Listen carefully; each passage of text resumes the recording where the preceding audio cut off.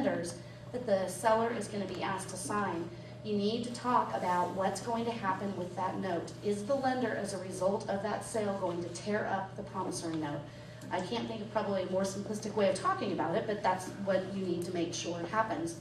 Or, if it's not going to happen, at least that the seller knows that that's what's going to happen.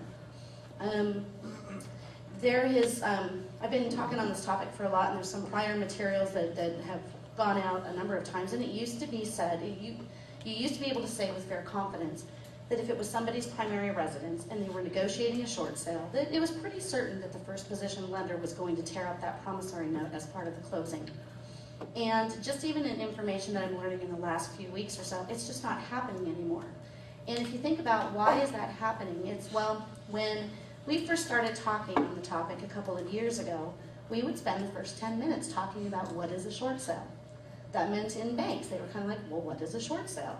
And you had more ability to manipulate the documents. They weren't these form documents that were being generated by the big banks, for lack of a better word. But now you've got a lot of the big lenders that have their own forms, and they will not change them, and they end up with language that says, and we retain all rights under applicable law. And I always say, what the heck does that mean? And I hate that language. You see it in a lot of the documents, and the reason that it's not good for your sellers is because all of these anti-deficiency protections that we talk about only apply after a foreclosure sale. Well, a short sale isn't a foreclosure sale. So if I'm a lender and I'm aggressive, and we all know that there are aggressive lenders out there, what am I going to do? I'm going to close that short sale, and then I'm going to wave my little document that says, you know, I've got my rights under applicable law, you're not protected by anti-deficiency, and I'm going to sue you. The reason that it's important for you guys as realtors, and I personally believe this, to talk with your sellers about this is because the statute of limitations on a breach of contract claim is 6 years. So, and that's from when the contract is first breached. So you can imagine, you close, somebody is not current on their payments, you're successful in closing a short sale a year after the fact, so they've been in breach for a year, they go on their merry way, they get sued 4 years from that date, or 4 years from now, whatever it happens to be. They're going to be pretty ticked off. And they're going to be mad at the bank. But I believe also they're going to be mad at their realtor and say, they didn't tell me, I didn't know, and I thought it was going to be okay. I got my 1099, which we'll talk about in a second. But, well, Steve's going to talk about it a lot. I'm going to bring up a point on it. But, they're going to be mad at their realtors. And realtors, lawyers, CPAs, all of us that are professionals, we know that our name and our reputation is extremely important, and you really don't want to open the door for people to be able to go out there and spread your name through the mud. Let's see. Let's go to this one because, if I do it right, Oregon's anti-deficiency rules, oops, we're missing one, but it's on your written materials, it's about midway through. Another key here is that the anti-deficiency rules do not apply to seconds or other junior liens. There's a big misconception. There's the minor exception that we just talked a little bit about, those 100% financings. It's a very, very narrow category of loans. But just because there's been a foreclosure, I think most people are pretty aware now that the second, the third, the homeowners association, whoever else is junior to the lien being foreclosed can still collect on the note. To put it visually, we talked about a note and a deed of trust, and the deed of trust and the note are torn up by the foreclosure of the first. The deed of trust is torn up on the second after a foreclosure sale because their collateral is gone, but they still have that note. And I still am asked very, very often, are banks suing on that note? Well, and I say, did you open the Monday section of the newspaper and look at the news of record? Not only can they, but they are. And, it's, you can't even talk to people about playing chicken in negotiations and say, well, you can just take the property back at foreclosure, when there's a second on there that they face some significant exposure on, because it is not just a likelihood, but it is a strong likelihood that the lender is going to file an action to get a judgment against the borrowers on that second position note. You may ask yourself, well, why? Well, we've talked about the statute of limitations, and you've got the 6 year, they've got the 6 years to bring it, so you could think, okay, well, maybe they'll hang out and they'll wait for a while, but they're not going to. What they want to do is they're going to reduce their debt to a judgment, because a judgment is good for 10 years, and it can be renewed for an additional 10 years. So that judgment is going to hang out there for 20 years. And, you know, I tend to be an optimistic person, so I really believe that our economy is going to turn, and that, you know, people are going to be doing business again and buying properties again. And if they've got that judgment out there, they're going to have to deal with it at some point in time before moving on. So the side component of it is that in my personal experience, I have not seen lenders be overly aggressive about collecting on that judgment after they get it.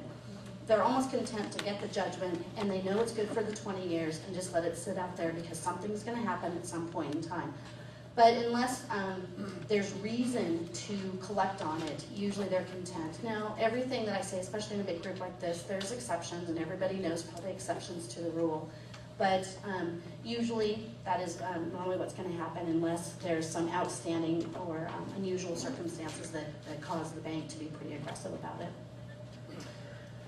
Okay, what I've got on here are emerging issues to be aware of. And at this point, one of the comments that I would make is I try to, at least on my written materials when you get it, put a date on it. Because if this talk today were the same one I've been giving for the last 2 years, I probably would have told Larry no. Because, you know, you can only say the same thing over and over so many times. But this area has just been changing every couple of weeks. I mean, we've got new legislation, we've got new issues that are emerging, and so there is always something different out there.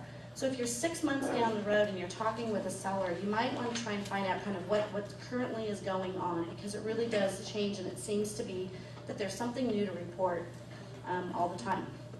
Okay, so one of the emerging issues that I put on here is make sure the short sale settlement agreement is clear in terms of the lender's rights following closing. Don't rely on vague or uncertain language, that would be language I was telling you about you know, enforcing our applicable rights or our rights under applicable law.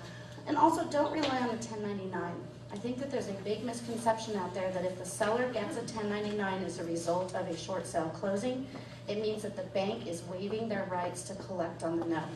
They are not. It just means that they're charging it off. They're getting it off of their books.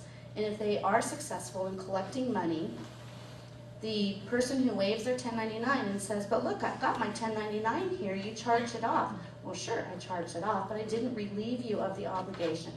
So when you're looking at the documents, the important, you know, they all say it differently. I wish I could tell you the 4 words to look for in every single document, but it just doesn't exist. But if you see words like release for less than full payment, satisfied for less than full payment, releasing our rights under the promissory note, waiver of deficiency rights. They're all worded a little bit differently, and I can't even tell you that from lender X, this is what they say, because it depends sometimes on lender X. Did you get it from the East Coast office or the West Coast office? I mean, they are all pretty different, but it's pretty clear when you're looking at the language whether or not they are releasing the obligation. So just be careful about that. The other is, I've got tenants' rights. Yeah, tenants' rights, a brief overview. This topic we could talk for an hour on it, so we're not going to do that. But just, there's a lot of properties out there that used to be primary residences, now they're rental properties. Maybe particularly here in Central Oregon, there's lots of people that were buying properties and that were renting them out. And a couple of key points for people to be aware of, and that is that tenants now under federal law are entitled to a 90-day notice to vacate following a foreclosure sale. If that tenant happens to have like a year-to-year lease and there's more than 90 days left on that lease, they're going to be able to stay in that house for that period of the term of the lease, unless the buyer of the sale is going to occupy it as their primary residence. But even a month-to-month, even a week-to-week tenant is going to get 90 days notice under the federal law. One of the big changes of that statute is that under Oregon law, a buyer used to be entitled to possession 10 days after the date set for sale. So your calendar sort of marched forward from the date of sale, as opposed to this is a 90-day notice requirement. And so that 90 days doesn't start running from the date of sale. It's an actual notice.